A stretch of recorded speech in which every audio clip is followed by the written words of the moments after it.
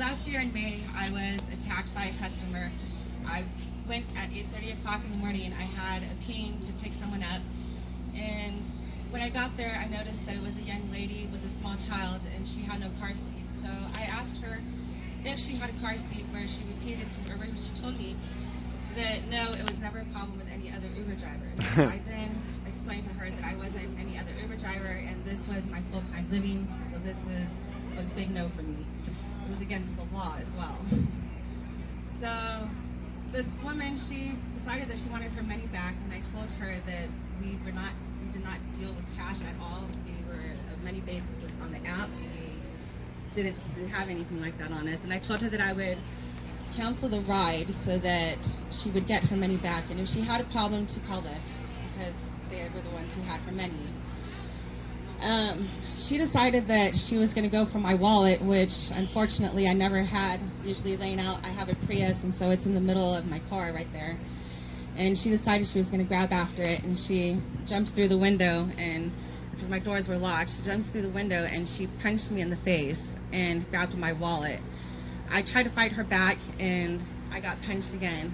Well, I called 911 after the incident. She got my wallet, and she took everything out of it and threw it, on the ground. So I called the cops, and luckily they were in the vicinity. And I come to find out later that this woman actually, when I went to court, there were 4 other charges being pressed against her for assault and battery. So Uber demands that we have background checks, but our customers, we don't know who they are. We don't even get a picture of who they are, where they get a picture to see who we are. So I would like to ask you guys to vote no on Proposition 22 to ensure that we have workman's comp, that we have unemployment, that we have paid sick leave. It would have been nice to have been told from Lyft that I was able to take a couple days off of work after such a traumatizing experience.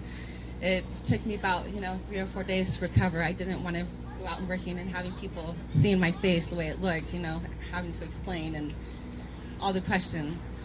So I'm asking you to please vote no, because this is a serious issue for a lot of drivers. There are drivers that have been murdered.